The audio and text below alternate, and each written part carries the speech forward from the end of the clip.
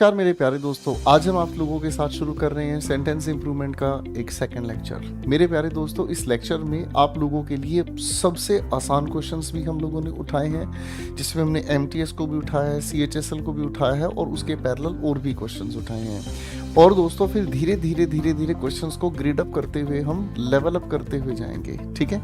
यानी कि धीरे धीरे हम क्वेश्चंस को उस लेवल पर भी लेकर जाएंगे। बहुत सारे क्वेश्चंस मैं आप लोगों को ऑन बोर्ड दूंगा भी करने के लिए, जिसको आप कमेंट सेक्शन में जरूर सोल्व कीजिएगा। और उन क्वेश्चंस के बेसिस पर हम लोग आप लोगों को इजी, मॉडरेट और फिर धीरे धीरे उन क्वेश्चंस पर जिस पर आप सोचने पर मजबूर हो जाएं, ठीक है। तो चलिए शुरू करते हैं इस प्यार भरी कहानी। नमस्कार मेरे प्यारे दोस्तों, आज हम आप लोगों के साथ शुरू कर रहे हैं सेंटेंस इंप्रूवमेंट का एक सेकंड लेक्चर। मेरे प्यारे दोस्तों, इस लेक्चर में आप लोगों के लिए सबसे आसान क्वेश्चंस भी हम लोगों ने उठाए हैं, जिसमें हमने एमटीएस को भी उठाया है, सीएचएसएल को भी उठाया है और उसके पैरेलल और भी क्वेश्चंस उठाए हैं। और दोस्तों फिर धीरे धीरे क्वेश्चंस को ग्रेड अप करते हुए हम लेवल अप करते हुए जाएंगे, ठीक है। यानी कि धीरे धीरे हम क्वेश्चंस को उस लेवल पर भी लेकर जाएंगे। बहुत सारे क्वेश्चंस मैं आप लोगों को ऑन बोर्ड दूंगा भी करने के लिए, जिसको आप कमेंट सेक्शन में जरूर सोल्व कीजिएगा। और उन क्वेश्चंस के बेसिस पर हम लोग आप लोगों को इजी, मॉडरेट और फिर धीरे धीरे उन क्वेश्चंस पर जिस पर आप सोचने पर मजबूर हो जाएं, ठीक है। तो चलिए शुरू करते हैं इस प्यार भरी कहानी को। सेंटेंस इंप्रूवमेंट बेहतरीन एरिया है जिसके अंदर हम सभी चीजों को रिवाइज करते हुए चलते हैं बच्चों। तो आइए पहले सवाल की ओर हम बात करते हैं। Lots of kids was seen crossing the road when the bus arrive. लिखे हुए सवाल की अगर हम बात करते हैं तो सीपीओ की ये फर्स्ट शिफ्ट का क्वेश्चन है। अब यहां से पहले एक बात को ध्यान से समझने का काम कीजिएगा। When the bus arrived, arrived लिखा है हमें किसमें, V2 में। यानी कि ये अपने आप में क्या हो गया भाई, पास्ट टेंस हो गया, ठीक है ना। कुल मिलाकर अगर इस पूरे के पूरे क्लॉज की मैं बात कर रहा हूं तो ये मुझे टाइम बता रहा है सर ये बात पास्ट के किसी स्पेसिफिक टाइम की है। तो इसका मतलब यहाँ पर ये वाली बातें तो हमारी तरफ से बाहर हो गई। अरे बोलो हाँ। अब फिर दोस्तों अगर मैं आप लोगों के सामने कहूँ अ लॉट ऑफ, या अगर मैं आप लोगों के सामने कहूँ लॉट्स ऑफ, इनके साथ जैसा हमें नाउन देखने को मिलेगा, जैसा नाउन हमें देखने को मिलेगा वैसे ही इसके साथ हम वर्ब का प्रयोग करेंगे। करेक्ट है। यानी कि अगर सिंगुलर हुआ तो सिंगुलर वर्ब हम लोगों को चाहिए, ठीक है जी। अगर ये नाउन प्लूरल हुआ तो प्लूरल वर्ब हम लोगों को चाहिए। अनकाउंटेबल नाउन हुआ तो भैया सिंगुलर वर्ब चाहिए। तो ये बिल्कुल कॉन्ग्रुएंट है आपस में। तो दोस्तों यहाँ हमारे सामने क्या लिखा है, किड्स। तो किड्स के अनुसार हम लोगों को क्या बेहतरीन आंसर चाहिए। करेक्ट है भाई, बोलो हाँ। आइए बच्चों पढ़ते हैं क्वेश्चन नंबर 2 पर। क्वेश्चन नंबर 2 को हम ध्यान से देखते हैं। ये एमटीएस की थर्ड शिफ्ट का सवाल उठाया गया है, ठीक है ना जी। Mathematics are not easy to learn. अब ये क्वेश्चन इतना आसान है, बिना पढ़े भी कोई बच्चा इसका आंसर दे सकता है। लेकिन इसके जरिए मैं आपको क्या रिकॉल कराना चाह रहा हूं, जब आप लोग रिवीजन लगाएं अपने नोट्स की, तो एक बार उस सेक्शन को जरूर देख लीजिएगा नाउन में, जहां आप लोगों को उन नाउन्स की जानकारी दी गई है कि कौन सी वजह से नाउन सिंगुलर और कौन सी वजह से नाउन प्लूरल। नाउन सिंगुलर दिखता है पर होता प्लूरल है, प्लूरल होता है पर सिंगुलर होता है, या इस तरीके की जो भी कहानियां हैं, ठीक है बच्चे। तो किसी भी सब्जेक्ट का नाम, मैं अगर यहाँ छोटी सी आपके साथ बातचीत करूं, किसी भी सब्जेक्ट का नाम, अगर मैं आपके साथ बात करना चाहता हूं किसी भी डिजीज का नाम, या फिर अगर मैं आप लोगों के सामने बात करता हूं किसी भी ऑर्गेनाइजेशन का नाम, या फिर अगर मैं बात करता हूं किसी भी बुक का नाम, या फिर अगर मैं बात करता हूं किसी भी खेल का नाम, तो ये भले ही इनके अंत में एस या ईएस देखने को मिलता है, पर ये रहते सिंगुलर ही हैं, इसीलिए इनके साथ सिंगुलर वर्ब का प्रयोग। बेटा ये सेक्शन आपको रिवाइज करना है नोट्स में। तो मैथमेटिक्स की अगर हम बात करते हैं तो इसके लिए सर हटाएंगे हम सारी बातों को, और ये वाली बात हमारे सामने ठीक है। अगर इस हैज की हम बात करें, देखो ये तो आप हटा देंगे क्योंकि टाइमलेस स्टेटमेंट है, इसलिए प्रेजेंट में जाएगी। यहाँ आखिर हैज क्यों ठीक नहीं है, क्योंकि सर हैज पोजेशन, रिलेशन या प्लान को बताता है। ना तो ये पोजेशन है, ना ये रिलेशन है, ना ये प्लान है, तो इसी वजह से ये भी डिस्कशन से बाहर हुआ। अब यहाँ से दो क्वेश्चंस मेरे मन में आए, अब यहाँ से दो क्वेश्चंस मेरे मन में आए। पहला क्वेश्चन मेरे मन में आता है जो आप लोगों से पूछ लिया जाए, और मैं अगर ये कहने की कोशिश करता हूँ his mathematics has have confused us, मेरे बच्चों इसमें आप क्या हेल्पिंग ऑफ लेकर चलेंगे। और फिर मैं अगर आप लोगों के सामने कहूं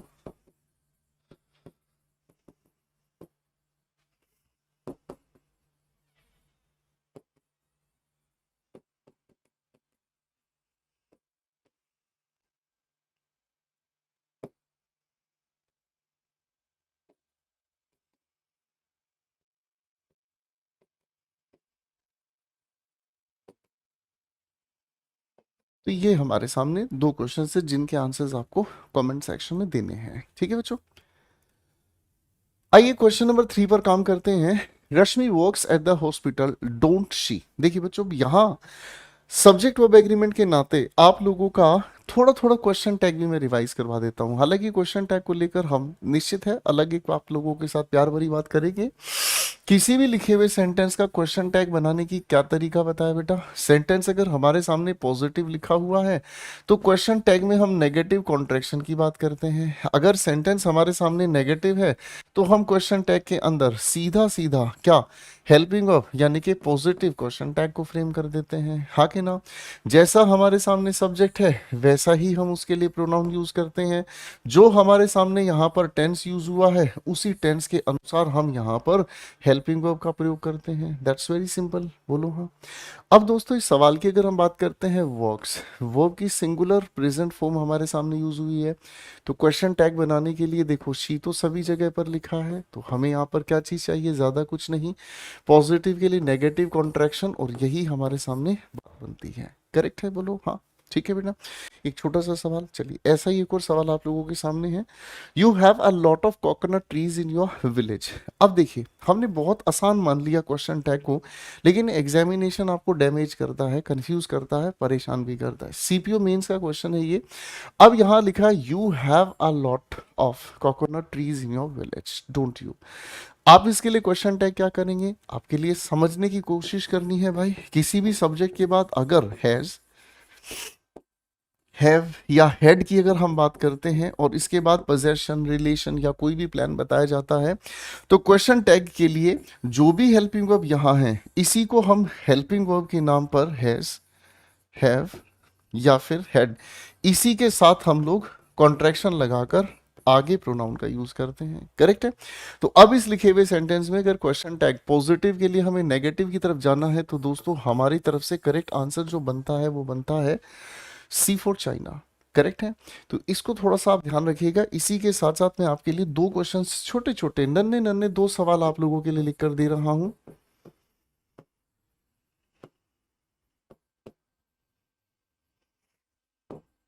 जरा क्वेश्चन टैग्स कमेंट में जरूर दीजिएगा, ठीक है।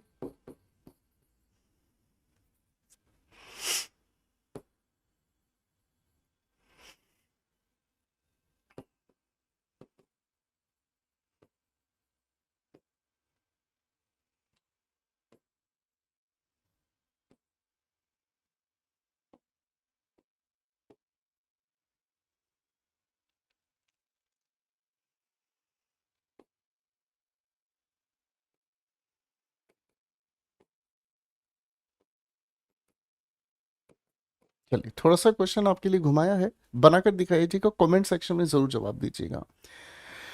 आइए बढ़ते हैं अगले क्वेश्चन की ओर।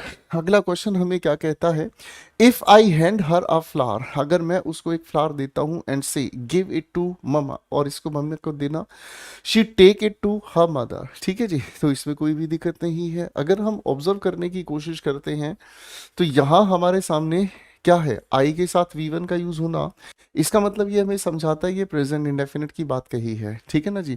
और यहाँ पर ये जो से किसके लिए यूज हुआ है, ये इसका सब्जेक्ट भी आई हो गया, ये भी V1 है, प्रेजेंट इंडेफिनिट के अकॉर्डिंग बात हो गई। तो ये उस इंसान का रूटीन एक्शन है, बिहेवियर है। रूटीन एक्शन या बिहेवियर के लिए पास्ट की ये कोई बात नहीं चलेगी भैया, तो हमारे पास क्या चलेगा, शी के अनुसार टेक्स इट, कोई दिक्कत नहीं है। ठीक है बच्चों, आइए अगले क्वेश्चन की ओर आपको लेके चलते हैं। अगला क्वेश्चन कहता है, the integration of cutting edge technologies into health care industry have prospect of revolutionising way medical professionals provide patient care. चलिए क्वेश्चन बहुत प्यारा है, समझने की कोशिश करेंगे। हाँ, द इंटीग्रेशन फिलहाल के लिए सब्जेक्ट हमारे पास यहां पर है, करेक्ट हो गई बात।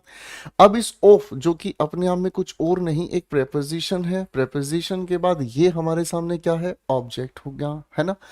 आगे लिखा है इनटू, प्रेपोजिशन के बाद ये भी हमारे सामने ऑब्जेक्ट हो गया। ठीक है बेटा, है ना। आगे हम पढ़ने की कोशिश करते हैं तो क्या लिखा है, हैव द प्रोस्पेक्ट ऑफ, यहाँ पर लिखा है हैव द प्रोस्पेक्ट ऑफ, आप कहेंगे सर सब्जेक्ट सिंगुलर है तो यहाँ पर इसकी जगह हम लोगों को क्या लेकर चलना चाहिए, हैज। अब ऑब्जर्व करते हैं क्वेश्चन क्या कहता है ना जी। तो यहाँ फ्यूचर की तो कोई बात ही नहीं है हमारे सामने कंसीडर करने की, फिलहाल इसकी हमने छुट्टी की, आंसर पर हम सही पहुंच गए हैं। हैव द प्रोस्पेक्ट की बिल्कुल नॉनसेंस होगी और वर्क की यहाँ जरूरत नहीं है। करेक्ट हो गया बच्चों। आइए बच्चों क्वेश्चन 7 पर काम करते हैं। Our teachers has planned of going for a picnic to the Doon valley. इसमें कोई दिक्कत नहीं है, सीएचएसएल की परीक्षा से ये सवाल उठाया गया है। तो ये तो सीधी बात हमें समझ में आ रही है कि आर टीचर्स, ये हमारे सामने सब्जेक्ट लिखा है जो कि अपने आप में क्या है, प्लूरल है। प्लूरल के हिसाब से हम बात करेंगे तो हैज को हमें कुछ ना कुछ ठीक करना ही पड़ेगा। अरे हाँ है ना, तो बेटा प्लूरल के हिसाब से तो यहाँ कोई भी विकल्प काम नहीं आ रहा है के अलावा। ठीक है बच्चों, इसके अलावा कोई और विकल्प काम नहीं आ रहा है। करेक्ट हो गया भाई। आइए दोस्तों अगले क्वेश्चन पर काम हम कर लेते हैं। जो अगले क्वेश्चन की ओर बढ़ते हैं। क्वेश्चन 8 कहता है the captain as well as the entire crew have reached the harbour safely. Question को अगर हम ध्यान से समझने की कोशिश करते हैं तो एज वेल एज कुछ और नहीं है, आप कहेंगे सर ये खूबसूरत सी प्रेपोजिशन है। प्रेपोजिशन की वजह से the entire crew objective case हमारे सामने हुआ, तो यानी कि इसका जो अग्रीमेंट है वो किसके अनुसार हुआ, कैप्टन, जो कि एक सिंगुलर सब्जेक्ट है। अब इस हिसाब से अगर हम बात को समझने की कोशिश करते हैं तो हैज आप लोगों ने बिल्कुल सही चुना है। अब हैज के हिसाब से सर प्लूरल के हिसाब से कौन सी बात बचती है भैया, इसके अलावा कुछ और हमारे पास नहीं बचती है। करेक्ट हो गया बेटा। आइए बच्चों अगले क्वेश्चन की ओर बढ़ते हैं। अगला क्वेश्चन हमें क्या कहता है। आइए बच्चों क्वेश्चन नंबर 9 पर काम करते हैं। The boys and the teachers wants to win. सवाल को अगर हम ध्यान से समझने की कोशिश करते हैं तो ये वही वाली बात होगी, अलग डिटरमिनर, और यहाँ पर हमारे सामने एक अलग डिटरमिनर है, तो ये अलग अलग अलग अलग। तो बाबूजी बात हमें समझ में आ गई कि प्लूरल हो गई, और प्लूरल के अगर हम हिसाब से समझने की कोशिश करते हैं तो ये वांट्स वाली जो कंडीशन है ये अपनी डिस्कशन से बाहर हो गई। अब हमारे सामने बचता है बी, सी या फिर डी, इनमें से कोई एक आंसर मार्क करना। तो चलिए अगर हम समझने की कोशिश करते हैं तो वांट के साथ जब हम टू लगा रहे हैं तो इसके साथ तो हमें बेस फॉर्म ऑफ वर्ब चाहिए। हटाओ भाई, यहाँ पर सर दो फाइनाइट वर्ब लगातार एक साथ नहीं चल पाती हैं, तो बचता हमारे सामने क्या है, एक ही answer, that is want to win. आइए बच्चे अगले सवाल की ओर बढ़ते हैं। द पैनल ऑफ जजेस along with the coordinators have been assigned the responsibility of overseeing the entire competition. अब सवाल पर अगर हम ध्यान देंगे तो बच्चों हमारे सामने द पैनल हमारे लिखे हुए सेंटेंस का सब्जेक्ट हुआ। मेरे बच्चों ये हमारे सामने हो गई खूबसूरत सी प्रेपोजिशन।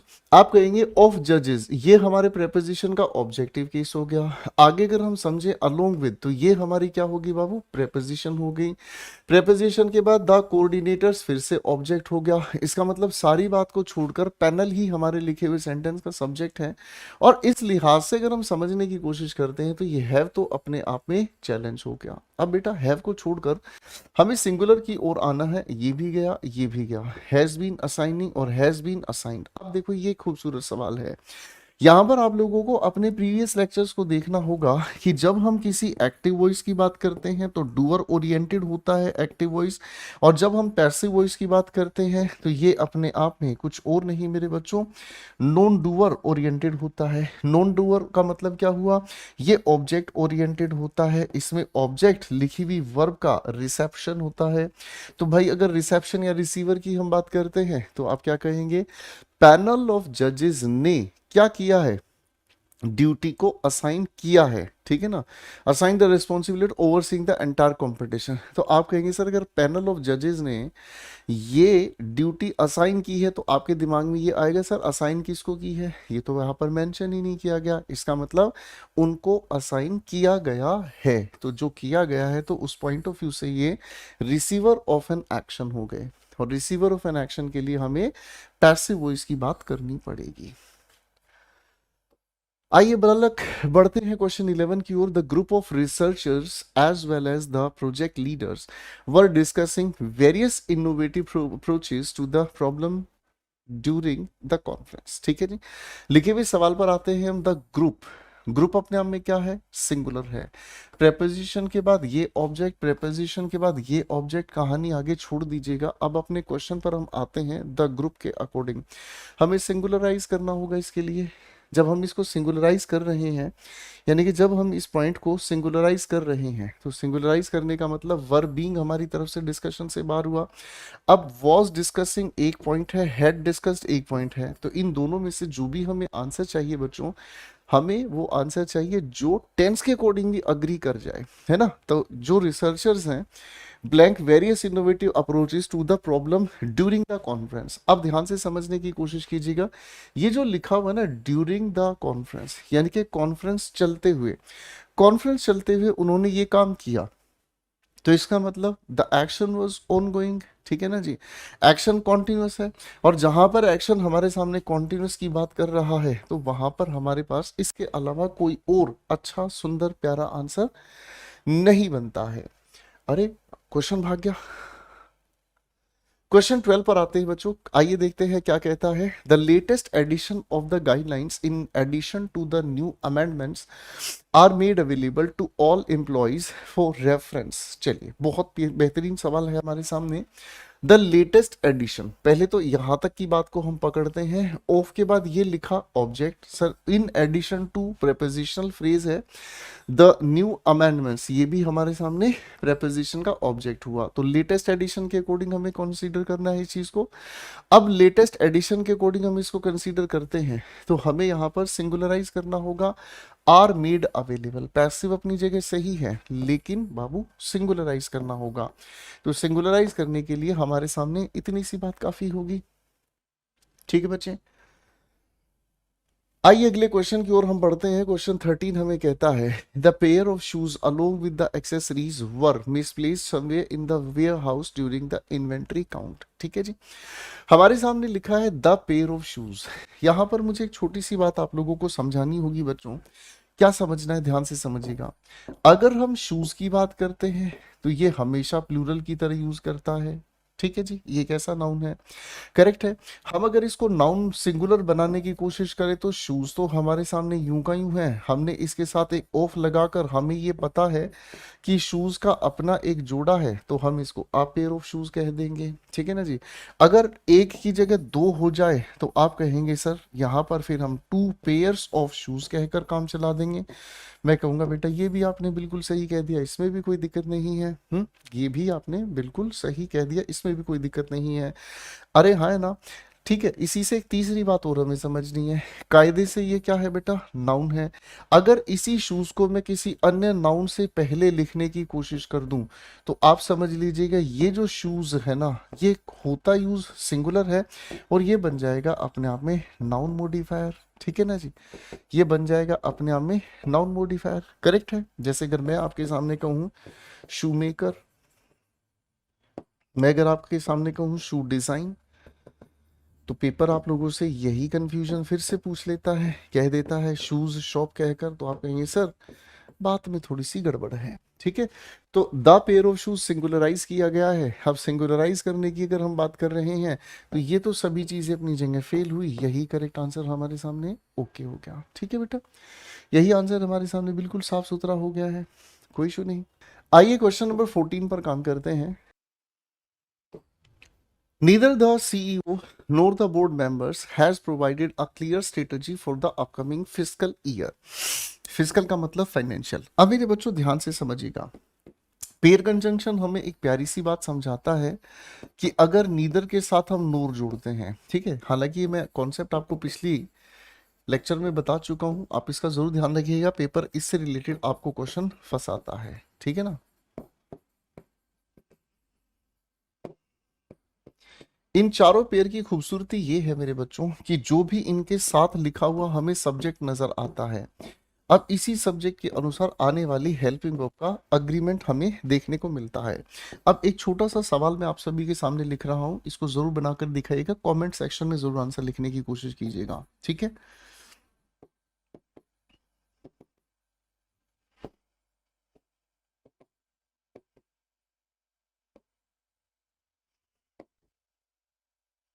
इसका करेक्ट आंसर बनाकर दिखाइएगा, इस सेंटेंस को पूरे को ठीक करके जरा लिखकर दिखाइएगा, आप लोगों को ये कॉन्सेप्ट और ज्यादा अच्छे से समझ आएगा।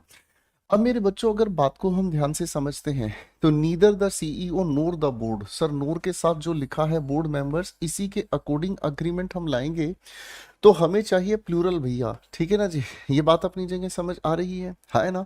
अब आखिर ये आंसर गलत क्यों है, ठीक है ना जी। तो एक बात हमेशा याद रखिएगा बच्चों कि अच्छी तैयारी ये कहती है कि सही आंसर तो मुझे पता है, बाकी गलत गलत क्यों है ये भी तो मुझे पता होना चाहिए। तो सही मुझे पता है, गलत गलत क्यों है इसकी बात करते हैं। तो यहाँ पर लिखा है अपकमिंग फिस्कल ईयर, यानी कि प्रेजेंट को हम फ्यूचर से जोड़ रहे हैं, तो पास्ट का तो ताल्लुक ही नहीं रहा। तो हमारे पास आंसर क्या बचता है, हैव प्रोवाइडेड, करेक्ट हो गया। आइए बच्चे क्वेश्चन 15 से मुलाकात करते हैं। The amount of funds raised during the event together with the donations received were enough to start the new project. कोई इशू नहीं है। यहां हमारे सामने लिखा है क्या चीज, द अमाउंट, ठीक है जी। ऑब्जेक्ट की तरफ लेकर चल रहे हैं, यहां पर जो रेज्ड है अमाउंट के लिए ही है। The amount of funds raised during the event, ठीक है ना जी। अब आप कहोगे सर क्या ये हमारे सामने लिखी हुई जो वर्ब है, क्या ये लिखी हुई वर्ब इसका सब्जेक्ट अमाउंट है? मैं कहूंगा नहीं, ठीक है ना जी। मैंने समझने की कोशिश करना।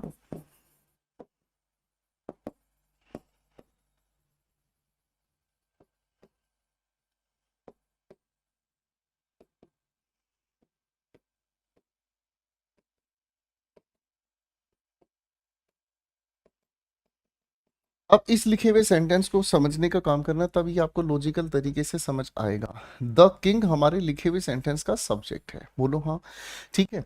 अब ये जो वुंडेड बैडली हमारे सामने लिखा हुआ है, ठीक है जी, ये अपने आप में एक पार्टिसिपल फ्रेज है। कायदे से ये अपने आप में मेन वर्ब नहीं है, ये अपने आप में एक पार्टिसिपल फ्रेज है जो क्वालिफाई कर रहा है किंग को। इस सब्जेक्ट की जो वर्ब हमारे सामने है वो यहां लिखी हुई है, करेक्ट है। अब आप कहोगे सर क्या कोई और तरीका है? मैं कहूंगा बिल्कुल देसी जुगाड़ पर आ जाओ बच्चों। आप अगर चाहो तो इस वुंडेड बैडली को बहुत खूबसूरत तरीके से एक रिलेटिव क्लॉज में कन्वर्ट कर सकते हैं। कैसे कन्वर्ट कर सकते हैं?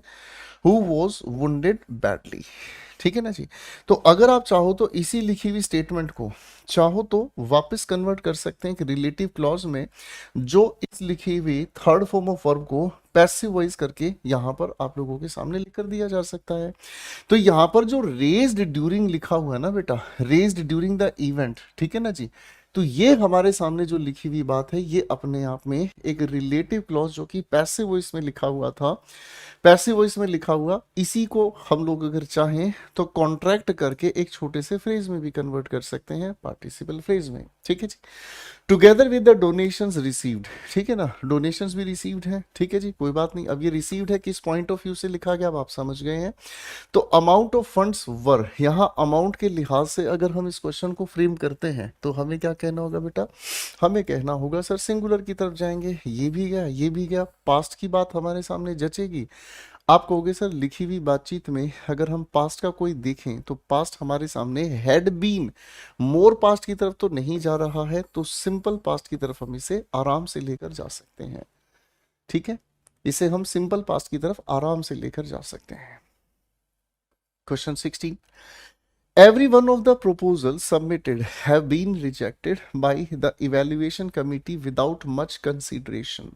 अब every one of, ध्यान से समझने की कोशिश कीजिएगा, ये every और one बिल्कुल अलग हैं, ठीक है ना जी। जबकि इस every one की अगर हम बात करते हैं, everyone has come, अगर आप इसका क्वेश्चन टैग बनाएंगे तो क्वेश्चन टैग आपके हिसाब से क्या होना चाहिए? Hasn't he, hasn't one, haven't they, don't they. Choices आप सभी के सामने हैं, ठीक है जी। यहां पर मैं आप लोगों की दो चीजें समझ जाऊंगा कि आप लोगों ने क्वेश्चन टैग्स की पकड़ कितनी अच्छी बना रखी है, और साथ साथ क्वेश्चन टैग्स की आपको कितनी अच्छी समझ है। सब्जेक्ट का क्वेश्चन टैग जब हम फ्रेम करते हैं तो उसके साथ वर्ब का क्या अग्रीमेंट है।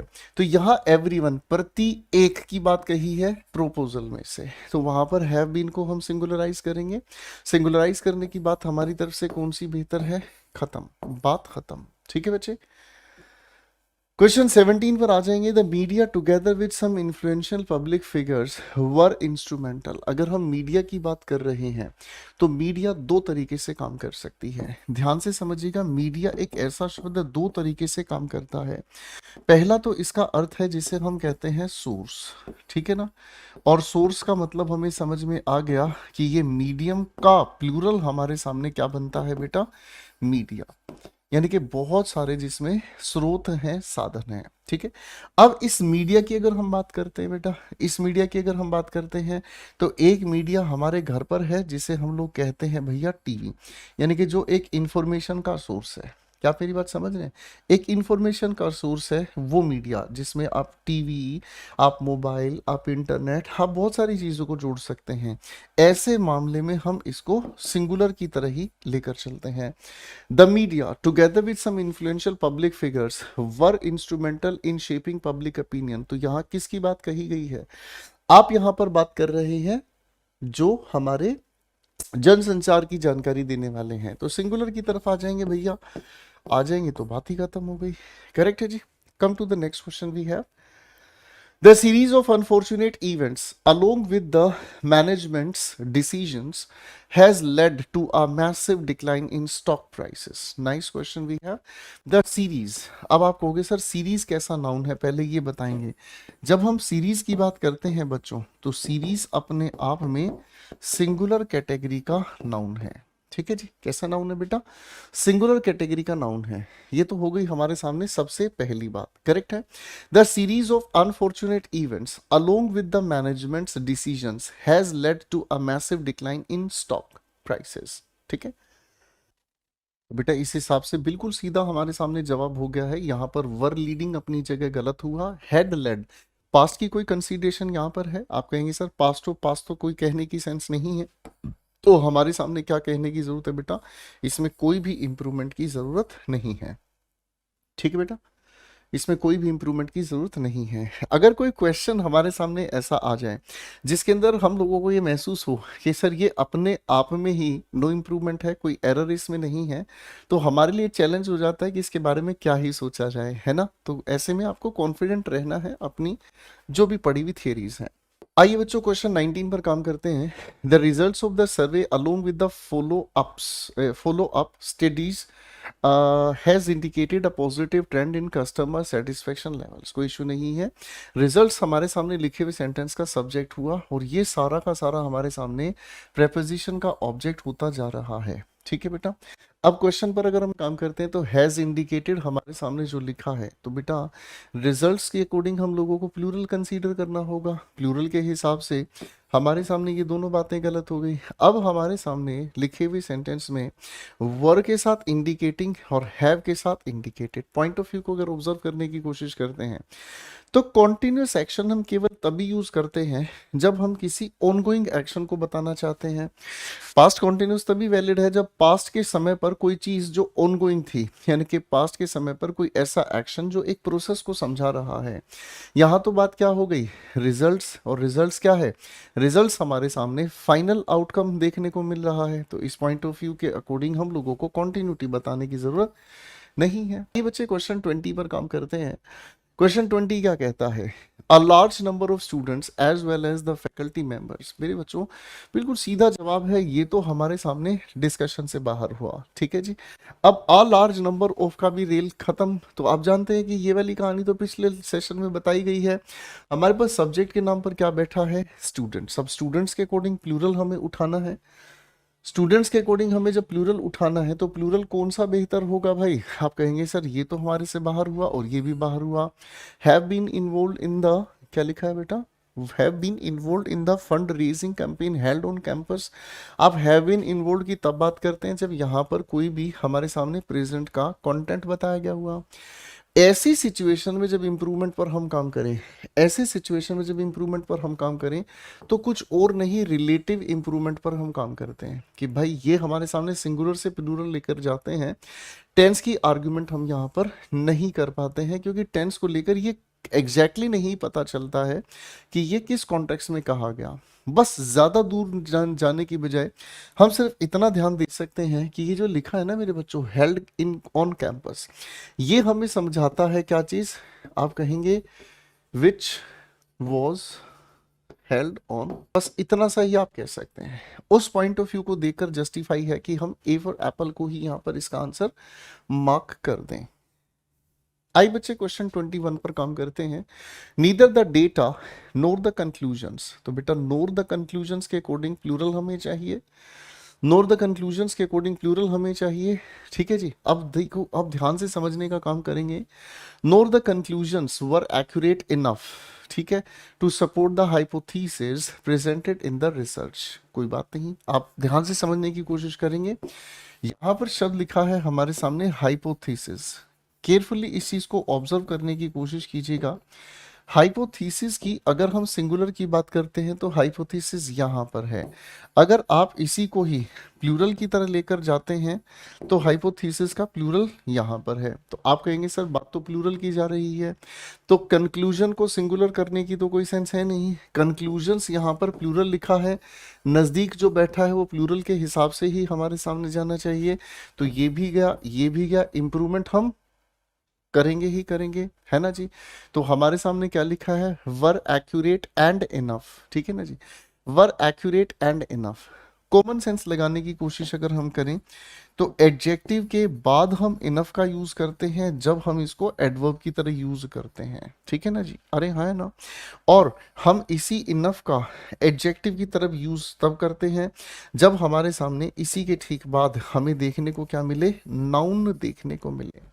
ठीक है, तो अब एक्यूरेट एंड इनफ यहां पर कहा है, एक बार इस बात को फिर से समझने का काम करते हैं। Neither the data NOR the conclusions, conclusions के अकॉर्डिंग वर एप्रोप्रिएट यहां जा रहा है, एक्यूरेट इनफ, ठीक है ना जी, वर एक्यूरेट इनफ। तो अब अगर इस सवाल को हम ध्यान से समझने की कोशिश करेंगे, वर एक्यूरेट एंड इनफ, ठीक है ना जी, तो यहाँ पर इनको एंड से स्प्लिट करने की कोशिश करेंगे हमने, तो यहाँ पर हमें इसको स्प्लिट करने की एग्जैक्टली जरूरत नहीं है। क्यों जरूरत नहीं है, यहां पर अगर मैं एक्यूरेट और इनफ को अलग करता हूं तो थ्योरी ये कहती है ये लिंकिंग वर्ब है, ये भी इसके साथ एडजेक्टिव, और भाई एंड लगाकर ये भी इसके साथ एडजेक्टिव। अब सवाल ये उठता है कि एंड कंजंक्शन के साथ इन दोनों को स्प्लिट करने की जरूरत ही नहीं है। बेटर हमारे सामने क्या है, हम लोग क्या लेकर चलेंगे, हम लेकर चलेंगे इस लिंकिंग वर्ब के बाद ये लिखा एक्यूरेट अपने आप में एडजेक्टिव, ठीक है ना जी, और एडजेक्टिव के बाद लिखे हुए इस इनफ को हम समझते ही हैं ये अपने आप में क्या है, एडवर्ब है। अरे हाँ है ना, ठीक है ना जी, करेक्ट हो गई बात। अब आप कहोगे सर इसके लिए और कोई भी आर्ग्यूमेंट है क्या, तो आप इस बात को बहुत अच्छे से जानते हैं दोस्तों, आप इस आर्ग्यूमेंट को बहुत अच्छे से जानते हैं कि टू के साथ लगाकर हम एडजेक्टिव आगे इन्फिनेटिव से इसे प्रोसीड करते हैं, ठीक इसी के उलट कर एडजेक्टिव के बाद हम लोग इनफ का यूज करके इन्फिनेटिव से आगे प्रोसीड करते हैं। तो ये भी बात अब आप लोगों को ज़्यादा बेहतरीन तरीके से समझ में आ गई। तो मेरे बच्चों यहाँ एंड लगाने वाला आर्ग्यूमेंट इसीलिए गलत हुआ, हमारे पास इस सेंटेंस में कोई भी इंप्रूवमेंट की ज़रूरत नहीं थी। आइए बच्चों अगले सवाल की ओर बढ़ते हैं। The diversity of species in the Amazon rain forest combined with its complex ecosystems are key to maintaining the planet's biodiversity. Simple question है, ज्यादा कॉम्प्लिकेटेड नहीं है, बस क्वेश्चन को पढ़ने की जो लैंग्वेज आपके सामने दी है दैट इज समवट कंफ्यूजिंग। अब सवाल को अगर हम देखते हैं तो डाइवर्सिटी ये हमारे सामने सब्जेक्ट होगा, प्रेपोजिशन की वजह से ऑब्जेक्ट, प्रेपोजिशन की वजह से ऑब्जेक्ट, ठीक है जी, खत्म। अब यहाँ ये हमारे सामने क्या है, participle phrase, combined with its complex ecosystems, ठीक है ना, इसका कोई लेना देना नहीं है। डाइवर्सिटी के अकॉर्डिंग आपको सिंगुलर चाहिए, तो सिंगुलर की जगह एक ही हमारे सामने आंसर बचता है, बाकी सब डिस्कशन से बाहर हुए। क्वेश्चन 23 पर काम करते हैं। The number of participants in the marathon along with their dedication have increased the level of competition over the years। The number की वजह से मामला क्या हो गया, यही इसको सब्जेक्ट बनाता है। अब बेटा ये अगर हमारे सामने सब्जेक्ट है तो सब्जेक्ट सिंगुलर हुआ, सिंगुलर के मुताबिक यहाँ हैव की कहानी को हम हटाते हैं, ये हमारे सामने से गए। अब इज इंक्रीजिंग, हैज इंक्रीज्ड। अब एक बार को ध्यान से हम समझने की कोशिश करते हैं। तो सवाल के अंदर हमें क्या खूबसूरती नजर आ रही है? सवाल के अंदर हमें खूबसूरती नजर आ रही है, क्या चीज? ओवर द ईयर्स, पिछले कई वर्षों में। पिछले कई वर्षों में यहां पर बात कही गई है। और अब ड्यूरेशन से समझने की कोशिश करना बेटा। अगर हमारे सामने एक सर्टेन ड्यूरेशन के अंदर, मेरे प्यारे दोस्तों, अगर कभी भी हमारे सामने एक ड्यूरेशन के दौरान अगर हम लोगों को एक रिजल्ट बताया गया है, तो रिजल्ट हमेशा जाता है किस एक्शन में? कंप्लीटेड एक्शन में। और दोस्तों, कंप्लीटेड एक्शन को बताने के लिए ही हम लोगों को जरूरत पड़ती है हमेशा परफेक्ट टेंस की। अब यहां इस लिखे हुए सवाल में ये क्यों बताया? ऑनगोइंग एक्शन यहां पर वैलिड नहीं है। क्यों? फिर से समझिएगा। Number of participants in the marathon along with their dedication have increased, बढ़ चुकी है पिछले कई वर्षों में। ठीक है ना? अगर यहां ओवर द ईयर्स नहीं लिखा होता तब हम यहां पर कॉन्टिन्यूस टेंस को बिल्कुल लेकर चल सकते थे, लेकिन इसने क्या है बताया हमें? पिछले कुछ वर्षों के परिणाम को यहां बताया है। तो परिणाम को बताने की बात है तो प्रेजेंट परफेक्ट से हम इसको ठीक कर देंगे, कोई इशू नहीं है। क्वेश्चन 24 एक बेहतरीन सवाल है, ध्यान दीजिएगा बेटा। क्या कहता है? Each of the solutions proposed by the experts. अब आप इसको देखते ही समझ गए हैं कि ये पैसिव का एक छोटा सा खूबसूरत सा फ्रेज हमारे सामने बनाकर रख दिया है। इसका सब्जेक्ट से कोई लेना देना नहीं है भाई। ठीक है ना? ये तो हमें पहले पकड़ आ गई है। अब ईच की वजह से मामला क्या हो गया? सिंगुलर हो गया है। ठीक है ना जी? ये तो ऑब्जेक्ट है। अब सिंगुलर अगर हो गया है तो वर कंसीडर्ड को हटाकर हमें सिंगुलर की तरफ जाना होगा। Viable and practical but none were, past की तरफ आगे गई है बातचीत। अगर बात पास्ट की तरफ गई है तो प्रेजेंट की कंसीडरेशन खत्म। सिंगुलर के लिए हमारे पास जवाब एक ही तरफ करेक्ट हो जाएगा, that's B for Bombay. Correct हो गया बेटा। क्वेश्चन 25 ए पर आते हैं हम। क्या कहता है? The board in collaboration with the advisers. तो बेटा ये तो कोई दिक्कत नहीं है, प्रेपोजिशनल फ्रेज हो गया हमारे सामने। Have decided to proceed with the merger after lengthy discussions. लंबे लंबे डिस्कशंस के बाद उन्होंने किस बात पर अग्री किया है? इस बात पर कि भैया अब वो मर्ज करेंगे जो भी वो आगे काम कर रहे हैं। तो इसमें कोई इशू नहीं है। इसका मतलब बोर्ड, जो कि एक कलेक्टिव नाउन है, इकट्ठे मिलकर ये काम कर रहा है। सिंगुलर की तरफ हम लेकर जाएंगे, तो सिंगुलर की तरफ अगर आप लेकर जा रहे हैं तो बात ही खत्म होगी बेटा। हमारे सामने सीधा क्वेश्चन। ठीक है बच्चों, तो चलिए शुरू करते हैं फिल इन द ब्लैंक्स की कहानी। ठीक है, पहला सवाल हमारे सामने आ रहा है। As per the existing market rate 12 dozen blank 100 rupees. देखिए बच्चों, आप लोगों ने ना नाउन के दौरान एक बहुत ही खूबसूरत चीज समझी है, और उसे हम लोग याद करने के लिए अवध से पहले का कॉन्सेप्ट बनाते हैं। Amount, weight, distance, height, speed, period of time. अगर ये सब इकट्ठे मिलाकर यूनाइटेड सेंस में बताते हैं हम, तो ये हो गए हमारे सामने सिंगुलर वर्ब के अधीन। डिवाइडेड सेंस में अगर इनको हम बताते हैं तो ये हो गए भाई हमारे प्लूरल। ये नोशनल सब्जेक्ट की कैटेगरी में आते हैं। अब हमारे सामने लिखे हुए सवाल की अगर हम बात करते हैं तो लिखा है 100 रुपीज। ठीक है, 100 रुपए की कीमत बताई है 12 डजन की। 12 डजन का मतलब 12 दर्जन। अब दोस्त यहाँ पर हमारे सामने क्या कहा है कि सर यहाँ से हमारे सामने 12 डजन सिंगुलर कैटेगरी में आएगा, इकट्ठे मिलाकर आपने कीमत बताई है। कोस्ट यहां से गया, नन ऑफ दीज का कोई मतलब कोई सेंस नहीं है। अब आपके सामने दो चैलेंज है, प्रेजेंट इंडेफिनिट या पास्ट इंडेफिनिट। एग्जिस्टिंग का मतलब ये हमारे सामने इशारा कर रहा है प्रेजेंट के लिए, तो प्रेजेंट के लिए हमारे सामने कोस्ट्स अपनी जगह वैलिड हो गया। करेक्ट है, बिल्कुल। थोड़ी सी कंफ्यूजन और सवाल डिस्कशन से बाहर। Question number 2, either of the two candidates who had come for the interview been selected. देखिए मेरे बच्चों, अब क्वेश्चन के कॉन्सेप्ट पर दिमाग लगाएंगे हम। पहली बात तो आप सभी लोग जानते हैं कि लिखे हुए सेंटेंस के सब्जेक्ट के लिए अगर हम आइदर की बात करें, अगर हम नाइदर की बात करें, अगर हम ईच की बात करें, अगर हम बात वन की करें, तो इनके साथ ऑफ लगाकर लिखा भले ही प्लूरल नाउन या प्रोनाउन जाता है, लेकिन इनकी वजह से आने वाली जो वर्ब है हमारी, वो सिंगुलर वर्ब की कैटेगरी में आती है। अब कोई बच्चा इस वर्ब को लेकर ये कंफ्यूज ना हो कि सर वर्ब आपने कहा है तो ये क्या? सर हेल्पिंग वर्ब भी हो सकती है, मेन वर्ब भी हो सकती है। अब मेरे बच्चों यहाँ पर तो अपनी जगह मामला ठीक जा रहा है, ठीक है जी। अब इस आइदर की वजह से हमें यहाँ सिंगुलर वर्ब चाहिए। सिंगुलर के हिसाब से हैव तो हमारे सामने यहाँ पर गया। अब इज या हैज की लड़ाई हमारे सामने है, तो यहाँ भी हमें नहीं घबराना। क्यों? क्योंकि बीन के साथ ये सेलेक्टेड लिखा हुआ है, तो ये अपने आप में प्रेजेंट परफेक्ट का पैसिव है। इसीलिए मेरे बच्चों आप लोगों को इन क्लासेस का एक बहुत खूबसूरत सीक्वेंस बताया गया। हमने टेंस और टेंस कंडीशंस को सबसे पहले 2 क्लासेस में आप लोगों को दिया, ठीक है ना जी, 2 क्लासेस में आप लोगों को दिया, जिसके अंदर fill in the blanks and everything we covered peacefully. उसके बाद हम लोगों ने वॉइसेस की क्लासेस आप लोगों को दी हैं 2 क्लासेस, नरेशंस की 2 क्लासेस आप लोगों को इसके बाद हम लोगों ने दी हैं, ठीक है जी। इसके बाद हम लोग सब्जेक्ट वर्ब एग्रीमेंट पर आए हैं, ताकि ये जो सारी कहानियां ये प्लस कुछ कुछ पार्ट्स ऑफ स्पीच की खूबसूरत बातों को रिवाइज करते हुए हम लोग लेकर चलते हैं किसमें, सब्जेक्ट वर्ब एग्रीमेंट। पूरी क्लास को बहुत सिस्टमेटिक तरीके से आप लोगों के लिए ऑर्गेनाइज किया गया है, ठीक है ना। और ये अपने आप में एक संपूर्ण समाधान है मेंस के लिए।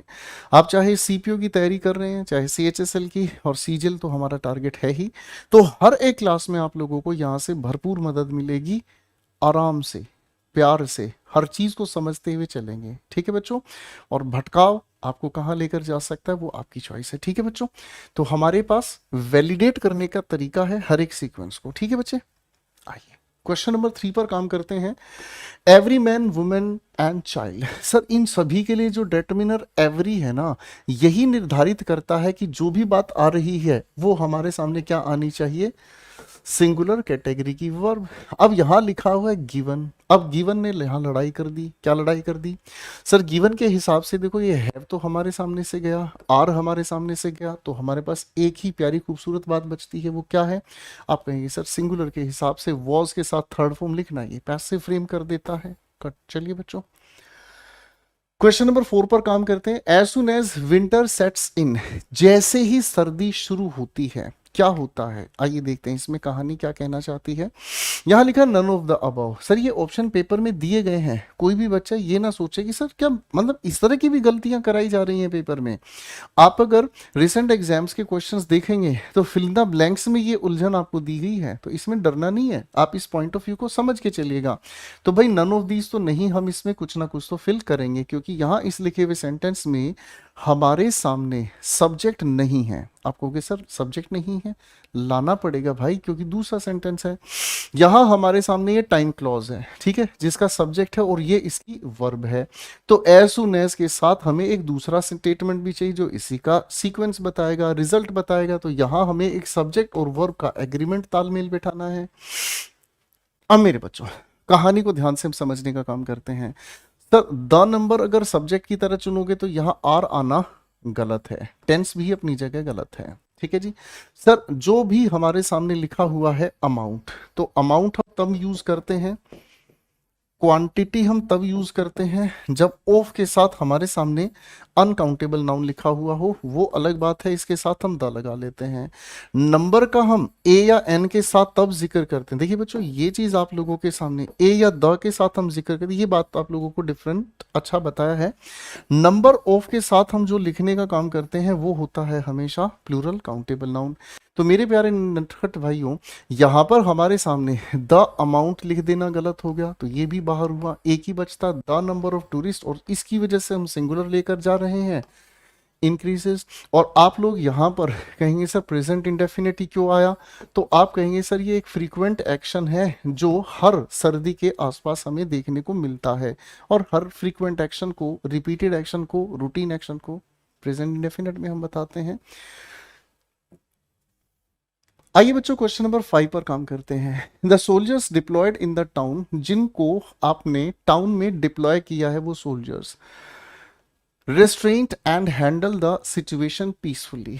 मेरे प्यारे दोस्तों सवाल को ध्यान से समझने का तरीका समझते हैं। आप लोगों को थोड़ी देर पहले ऐसे क्वेश्चंस भी कराए गए हैं, आप लोगों को बहुत ही अच्छे से पता है, ऐसे क्वेश्चंस थोड़ी देर पहले आप लोगों को कराए गए हैं। क्या सिखाया गया था भाई उन क्वेश्चंस में? ये हमारे सामने एक पार्टिसिपल फ्रेज परिवार का सदस्य है, ठीक है, कोई दिक्कत नहीं। The soldiers deployed in the town, ये अपने आप में पार्टिसिपल फ्रेज का एक सदस्य है। सब्जेक्ट हमारे सामने क्या हो गया? सोल्जर्स। अब सोल्जर्स के अकॉर्डिंग यहाँ पर हम लोगों को प्लूरल वर्ब चाहिए। देखते हैं बेटा प्लूरल कहाँ पर है। आप कहेंगे सर जी यहाँ नहीं है, यहाँ नहीं है, यहाँ नहीं है, तो कायदे से तो हमें सीधा सीधा आंसर मिल गया। नटखट आंसर, सीधा आंसर हमें मिल गया, कोई दिक्कत नहीं है। अगर यहाँ दो जगह सिंगुलर होती तो हम दूसरी जगह पर भी लड़ाई करते कि यहाँ प्रेपोजिशन को लेकर क्या किया जा सकता था, ठीक है ना, तब हम आगे बात करते, लेकिन क्वेश्चन ने आपको वहां पर बचा दिया है, ठीक है। आइए दोस्तों क्वेश्चन नंबर 6 पर काम करते हैं। सवाल नंबर 6 हमें कहता है the set of instructions along with the supplementary material blank crucial for complementing the task efficiently. सवाल की अगर हम बात करेंगे मेरे प्यारे दोस्तों, तो देखिए ये हमारे सामने जो भी लिखा है इस प्रेपोजिशन का ऑब्जेक्ट है, तो ये तो डिस्कशन से बाहर हुआ। तो बेटा अब हमारे सामने अगला जो क्वेश्चन है वो क्या कहता है, इंस्ट्रक्शंस एक तरफ रखा, प्रेपोजिशन के ऑब्जेक्ट। अब द सेट से थोड़ी सी हम बात कर लेते हैं ना, सिंगुलर यहीं से बनती है बात हमारे सामने, सिंगुलर यहीं से बनती है हमारे सामने बातचीत। तो सिंगुलर के हिसाब से तो अगर हम कहें तो आर है वर सब हटाओ, यही हमारे सामने सीधा आंसर बन जाता है। करेक्ट है बेटा। क्वेश्चन पर काम करते हैं। Either the board of directors और the CEO along with. Question के सब्जेक्ट को लोकेट करना आपको बिल्कुल पहले दिन की क्लास से मैं समझा रहा हूं।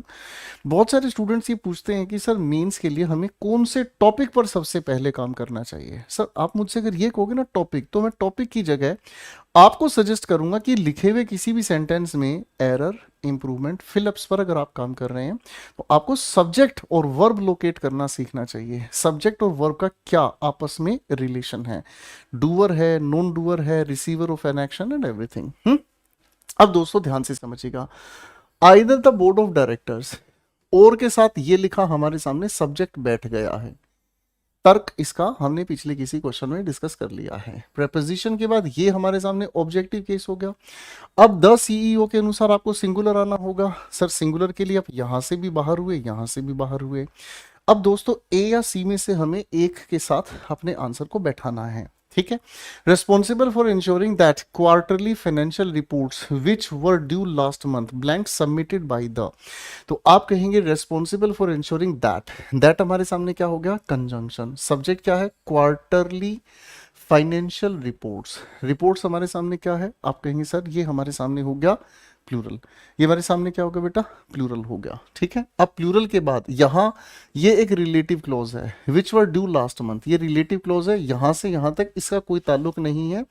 ये हमारा सब्जेक्ट हो गया। अब इस सब्जेक्ट के अनुसार इस वर्ब के लिए हमें क्या चाहिए, सब्जेक्ट प्लूरल है तो प्लूरल ही चाहिए, बात खत्म, ठीक है बेटा, करेक्ट है। चलिए अगले क्वेश्चन पर बढ़ते हैं।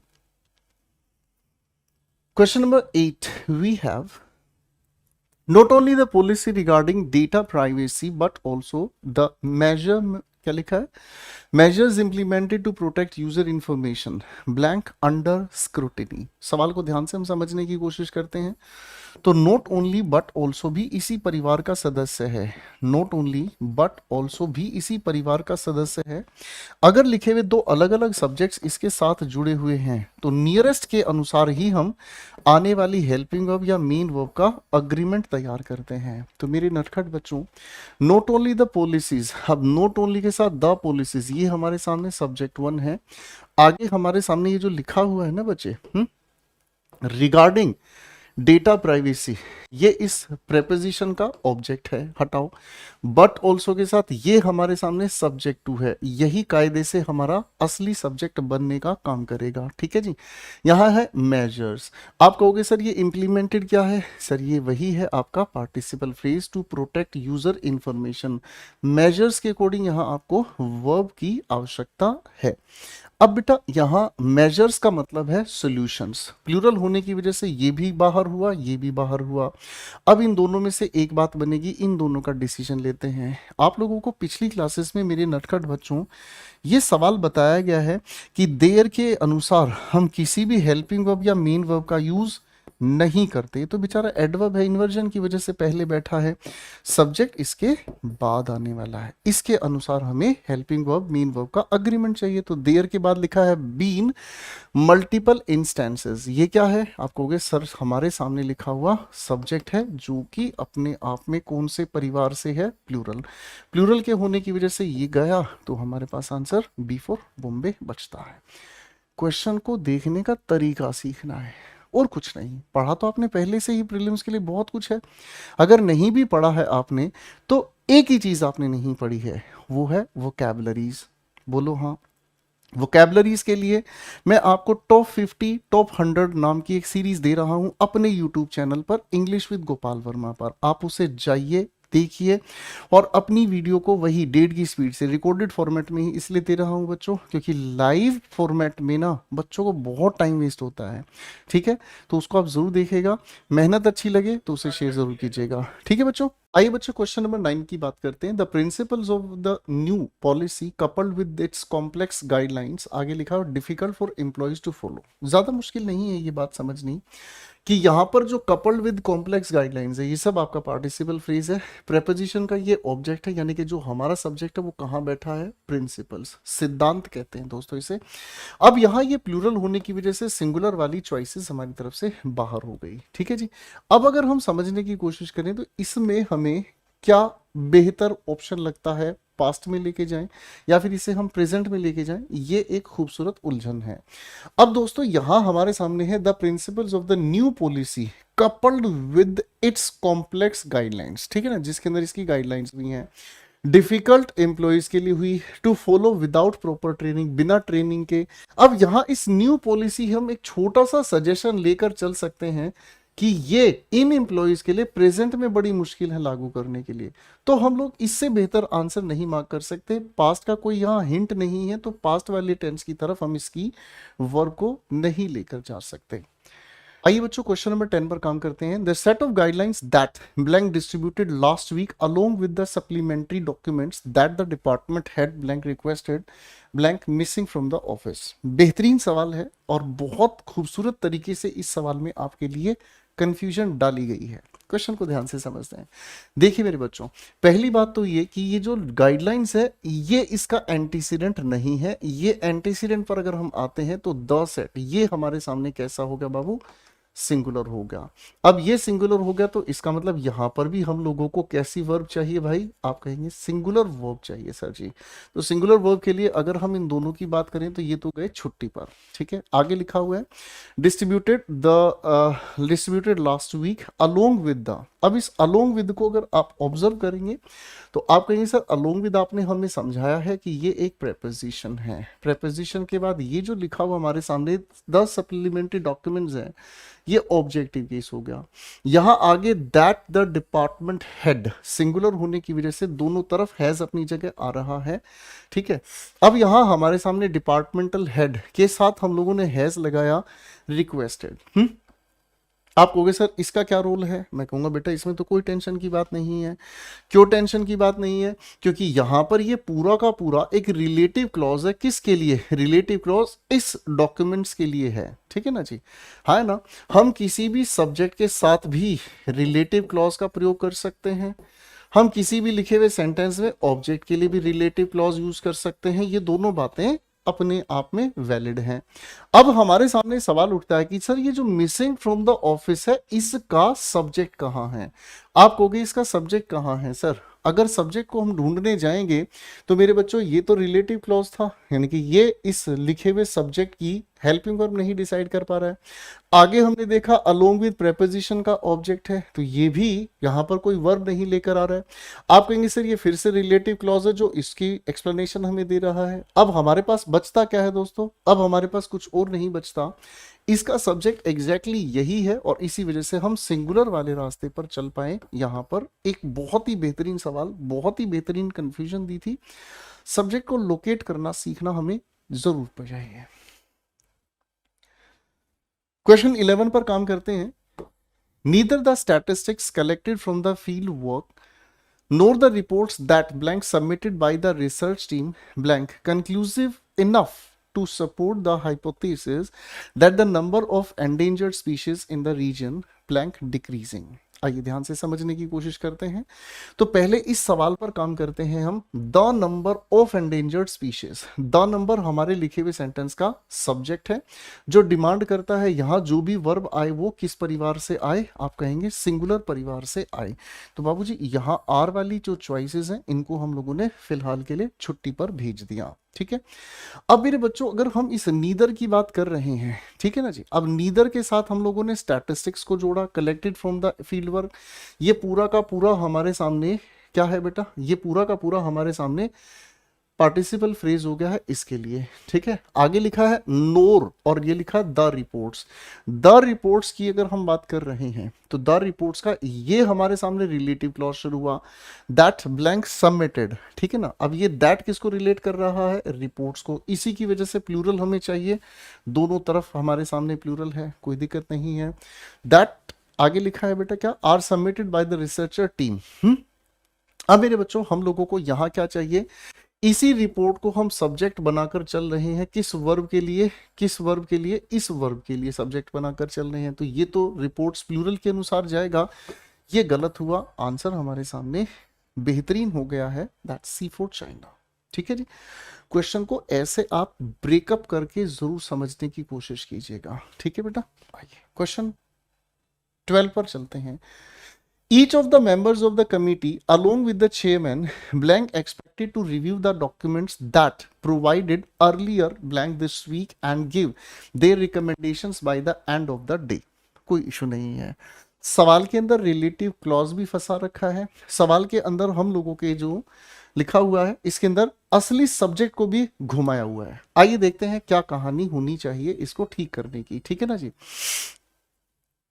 ईच सब्जेक्ट हमारे सामने हो गया बेटा, प्रेपोजिशन का ऑब्जेक्ट हो गया, प्रेपोजिशन का ऑब्जेक्ट हो गया, प्रेपोजिशन का ऑब्जेक्ट हो गया। तो ईच की वजह से हमें सिंगुलर से बातचीत करनी है। सिंगुलर की बात करें तो ये वाली बातचीत गई, ये वाली बातचीत गई, अब दो बात बचती है हमारे सामने, ठीक है ना। अलोंग विद द चेयरमैन क्या लिखा है, is expected to review the documents. आप कहोगे सर जी यहां से आ गया हमारे सामने क्या, relative clause. Relative clause relate करेगा किसको, डॉक्यूमेंट्स को। डॉक्यूमेंट्स के अनुसार प्लूरल हमें चाहिए। आप कहोगे सर जी क्या कर रहे हो आप, दोनों जगह पर तो हमारे सामने ये प्लूरल है, अपनी जगह वैलिड हो गया।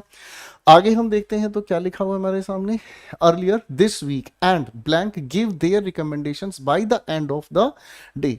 अब अगर हम बाई के साथ बात कर रहे हैं दिन के खत्म होने की बात, तो ये हमें प्रेजेंट में नहीं फ्यूचर की तरफ लेकर जा रहा है। वैसे भी अगर आप दिमाग लगाने की कोशिश करें, या तो हैज हैव के बाद ऑब्जेक्ट लिखा हुआ मिले या हैज हैव के बाद थर्ड फॉर्म लिखी हुई मिले ताकि ये प्रेजेंट परफेक्ट में जाए। तो बेटा हमारे सामने ये लिखी है बेस फॉर्म ऑफ वर्ब, तो मॉडल एक्सिलरी के साथ बेस फॉर्म ऑफ वर्ब को अग्री कराएंगे, तो ये भी हमारे सामने गया। एक अच्छा सवाल था, कंफ्यूजन से भरा। आइए बच्चों क्वेश्चन 13 पर काम करते हैं। Neither the scientific community nor the general public blank prepared for the implications of the breakthrough discovery. चलिए देखिए मेरे बच्चों, नीदर के साथ ये सब्जेक्ट नहीं है, नोर के साथ जो नजदीक बैठा है वर्ब के वो हमारा सब्जेक्ट है, ठीक है जी। अब इसके अनुसार हमें डिसाइड करना होगा प्रिपेयर्ड फॉर द इंप्लीकेशंस, ठीक है। तो अब इसके अनुसार ही हमें बात करनी होगी। सर पब्लिक की अगर हम बात कर रहे हैं, पब्लिक एक ऐसा कलेक्टिव नाउन है, अगर इकट्ठे मिलाकर बात करते हैं तो ये सिंगुलर वर्ब के साथ जुड़ता है। अगर सर इसको हम डिवाइडेड सेंस में लेकर जाते हैं तब ये प्लूरल वर्ब के साथ जुड़ता है। अब मेरे बच्चों यहां पर हमारे सामने कौन सी बात कही गई है, हमारे सामने कोई प्रेजेंट का कॉन्टेक्स्ट बताया नहीं है, साइंटिफिक कम्युनिटी भी नहीं, और जनरल जो पब्लिक है वो तैयार नहीं है।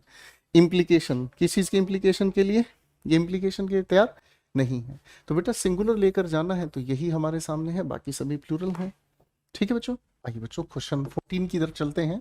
The data from the survey as well as the feedback from the participants. अब देखो क्वेश्चन को थोड़ा स्पीड से हम समझेंगे तो ये प्रेपोजिशन का ऑब्जेक्ट, ये प्रेपोजिशन का ऑब्जेक्ट, ये प्रेपोजिशन का ऑब्जेक्ट। सर डेटा हमारे सामने जो लिखा हुआ है वो अपने आप में एक प्रोसेस्ड इंफॉर्मेशन है। प्रोसेस्ड इंफॉर्मेशन की अगर हम बात करते हैं तो यहाँ इसकी वजह से हमें सिंगुलर टिकाना होगा, तो ये वर हमारे सामने से दोनों तरफ से गया भाई। अब हमारे सामने इस हिसाब से सही जवाब अपने आप से ही पकड़ में आ जाता है। आगे हमारे सामने क्या लिखा हुआ है, compiled by the marketing team which blank tasked with the identifying most common trends and reporting back to the director. अब यहाँ पर इसकी कोई बात नहीं है, क्योंकि पास्ट से प्रेजेंट तक ये काम पूरा हो चुका है, इसीलिए हम लोग रिसेंट पास्ट की तरफ इसको लेकर जाएंगे, और ये रिसेंट पास्ट का पैसिव बनाने के लिए। और बाबू आप जानते हैं कि रिसेंट पास्ट कुछ और नहीं है, प्रेजेंट परफेक्ट ही होता है। क्वेश्चन 15 की तरफ चलते हैं। Each of the alternative strategies propose during the board meeting. मेरे बच्चों, इस ईच की वजह से अगर हम ध्यान से देखने की कोशिश करते हैं तो इसे हमें लेकर चलना होगा सिंगुलर के साथ, इसे हमें लेकर चलना होगा सिंगुलर के साथ। तो जब सिंगुलर के साथ हम लेकर चलेंगे तो कोई और तो अग्री हो ही नहीं रहा है, सिंगुलर के साथ हमारे सामने वॉज बीइंग सही काम कर रहा है। आइए बच्चों क्वेश्चन नंबर 16 की तरफ चलते हैं। The recommendations along with the final report, ये हमारे सामने ऑब्जेक्ट है इस लिखी हुई प्रेपोजिशन का। प्लूरल होने की वजह से दोस्तों आगे लिखा submitted to the ministry for approval last week. Past indefinite का पैसिव लेकर आना चाहेंगे, तो पास्ट इंडेफिनिट का पैसिव वॉज या वर के साथ थर्ड फॉर्म के साथ हम लोगों को चाहिए। क्वेश्चन 17 हमारे सामने दोस्तों।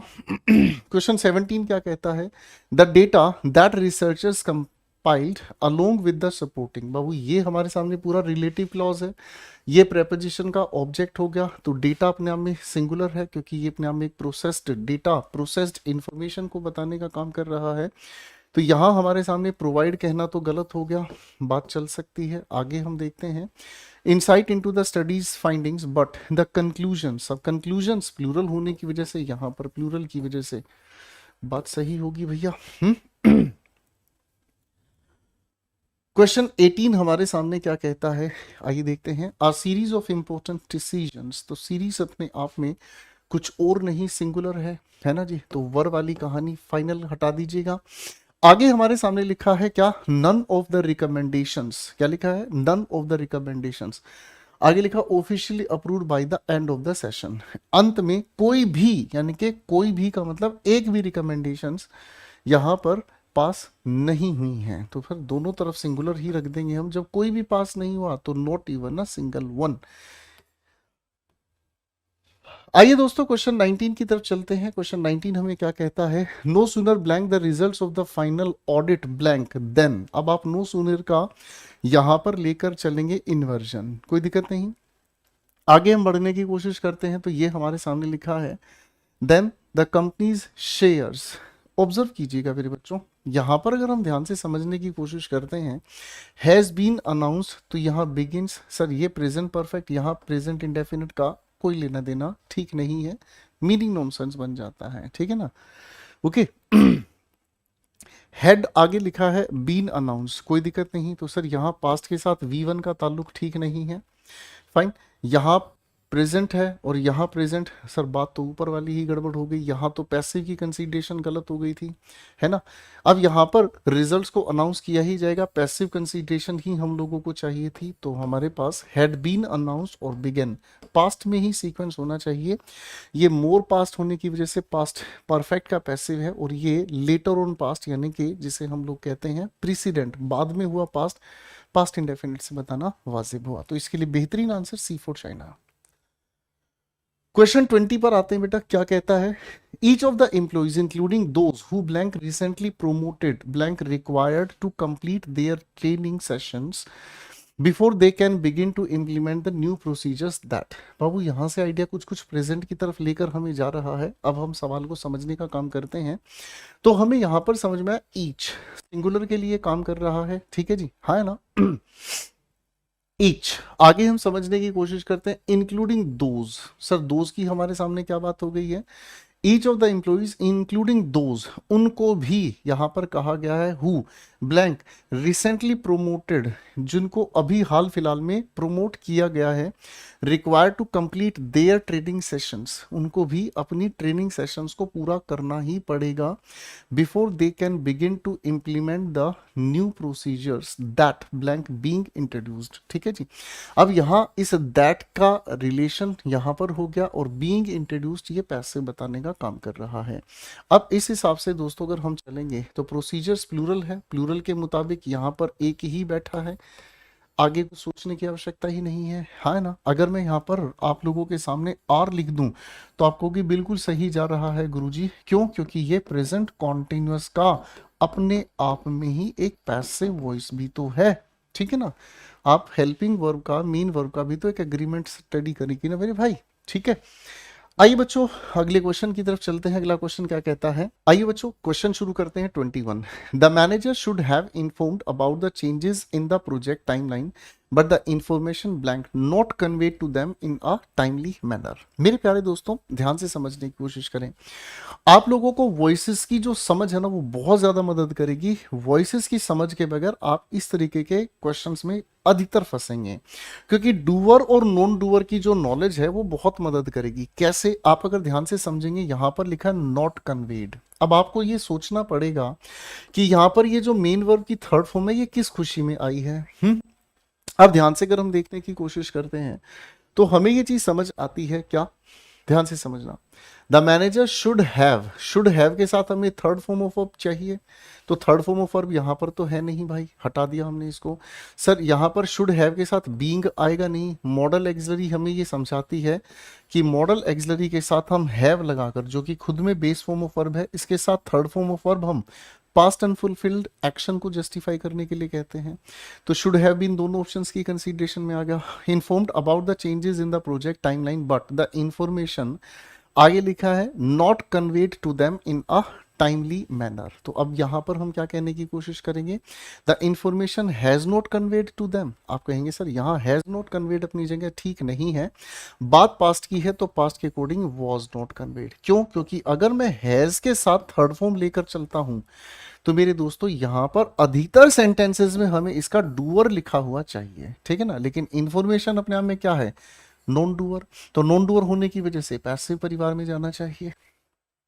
क्वेश्चन 22 पर काम करते हैं मेरे बच्चों, क्या कहता है, neither the employees who blank responsible. अब आप कहेंगे साहब यहां एम्प्लॉइज के साथ बात कही गई है, ठीक है ना जी। Neither the employees who blank यहां हमारे सामने कही गई है responsible for the late report nor the supervisor, ठीक है। तो भाई यहां पर अगर हम इस एम्प्लॉइज के अकॉर्डिंग जा रहे हैं तो हमें प्लूरल चाहिए। प्लूरल कहाँ है? आप कहेंगे सिर्फ यहीं पर है, तो आगे के आंसर को कंसीडर करने की जरूरत ही नहीं है। एक से अगर हमारा आंसर सेटिस्फाई हो गया तो आइए बाबू क्वेश्चन 23 पर काम करते हैं। क्वेश्चन नंबर 23 हमारे सामने कहता है क्या, since last month the team members blank working together on the project and they blank made significant progress. ठीक है जी, सिंस लास्ट मंथ। सर ये सिंस और फोर हमें जस्टिफाई करता हुआ नजर आ रहा है कि हम लोगों को यहां पर क्या चीज चाहिए, परफेक्ट या परफेक्ट कॉन्टिन्यूअस टेंस। तो इस लिहाज से डी ऑप्शन डिस्कशन से बाहर हो गया। Since the last month the team members blank working together on the project and they blank made significant progress. ठीक है जी। अब अगर बात को हम ध्यान से समझें तो दे के साथ हैज का ताल्लुक नहीं है, हैव चल सकता है। हमारे सामने यहां पर अगर हम हैड बीन कर देंगे तो रिलेटिवली पास्ट प्रेजेंट नहीं सेटिस्फाई हो पाएंगे। हटाओ भैया, करेक्ट आंसर सेकंड के अलावा कुछ और नहीं हो पाएगा। आइए दोस्तों क्वेश्चन नंबर 24 पर काम करते हैं। Neither of the candidates for the vacant position blank qualified. तो बाबू यहां पर जो भी लिखा है इसमें से नीदर कहा है तो नीदर का मतलब 0/2 होता है, यानी कि दो में से कोई भी नहीं। आइदर का मतलब 1/2 होता है। तो अब इस पॉइंट ऑफ व्यू के अकॉर्डिंग अगर हम जाएंगे तो सिंगुलर हम जाएंगे। सिंगुलर एक ही जगह हमारे पास ओके कर रहा है बात, and that's B for Bombay. ठीक है, आइए बच्चों क्वेश्चन 25 पर हम काम करते हैं। The entire team along with the project manager. दोस्तों यहां जो लिखी हुई बात है प्रेपोजिशन का ऑब्जेक्ट है। एंटायर टीम के अनुसार हमें जाना है, लिखा है working diligently to meet the deadline. अब ध्यान से समझना, जो टीम है ना वो अपने आप में क्या है, टीम अपने आप में कलेक्टिव नाउन है। अब कलेक्टिव नाउन के ये सारे लोग जो हैं ठीक है जी। ये सारे इकट्ठे मिलकर किसी एक गोल को अचीव करने के लिए इकट्ठे मिलकर काम कर रहे हैं। तो ये जो टीम है कलेक्टिव नाउन यूनिफाइड सेंस में काम कर रही है, तो सिंगुलर के हिसाब से हम कहाँ जा सकते हैं, यहीं पर जा सकते हैं। ठीक है दोस्तों, तो इन्हीं बेहतरीन क्वेश्चंस के साथ मेरे प्यारे दोस्तों फिर मुलाकात होगी अगली क्लास में एक नई कहानी के साथ। और दोस्तों, आप लोगों को मेंस लेवल पर बेहतरीन लेवल पर ले जाने के लिए अब मैं आप लोगों के लिए मेंस के लिए जो कॉम्प्रीहेंशन, क्लोज टेस्ट और पैराजंबल का क्वेश्चंस आपको कराऊंगा, उनमें पीवाईक्यू तो होंगे ही मेरी तरफ से, प्रीवियस ईयर क्वेश्चंस तो होंगे ही होंगे, लेकिन अब आपके लिए दिन रात एक मेहनत करने का एक नेक्स्ट लेवल भी मेरे के सामने आ गया है। क्योंकि ये नहीं है कि ये सीजीएल मेंस आपका है, ये सीजीएल मेंस मेरा भी है। समझ रहे हैं कैसे? क्योंकि जब तक जो बच्चा सीरियस अपनी पढ़ाई को लेकर नहीं है, उसके अलावा अगर मैं हूं, उसको तो कुछ कर ही नहीं सकते भाई। और जो बच्चा सीरियस है, जिस बच्चे ने अपने समय को भी बचाना सीखा मेरे साथ, अपने पैसे को भी बचाना सीखा और अपना बेवकूफ बनाने से बचाया अपने आप को, उन सभी बच्चों के लिए अब मैं कॉम्प्रीहेंशन वाली जो क्लासेस आपके लिए तैयार कर रहा हूं, वो सारी recent the Hindu newspaper, Indian Express, इन सभी से आपके लिए तैयार कर रहा हूं। आप समझ सकते हैं, नेक्स्ट लेवल पर तैयारी कराने वाला हूं मैं आप लोगों को कॉम्प्रीहेंशन सेक्शन पर। लेकिन कंडीशन एक ही मेरे बच्चों, सारी क्लासेस को सीक्वेंस में देखते जाओगे तो मेरा यकीन मानना मैं आपको लेवल अप कर दूंगा। लेकिन अगर सारी क्लासेस को सीक्वेंस में नहीं देखेंगे, आपको ये लगेगा कि सर वॉइसेस की दिक्कत कौन देखेगा, छोड़ो हटाओ। आप नहीं जानते दोस्तों, आप पूरी वीडियो से एक क्वेश्चन भी अगर इग्नोर कर गए और वही या उसी जैसा कोई क्वेश्चन पेपर में आपके आ गया, उस दिन इस बात का दुख महसूस होगा। खैर, निश्चिंत रहकर मस्त रहिए, खूब पढ़ाई कीजिएगा। मिलते हैं अगली क्लास में। Thank you so much, bye everyone.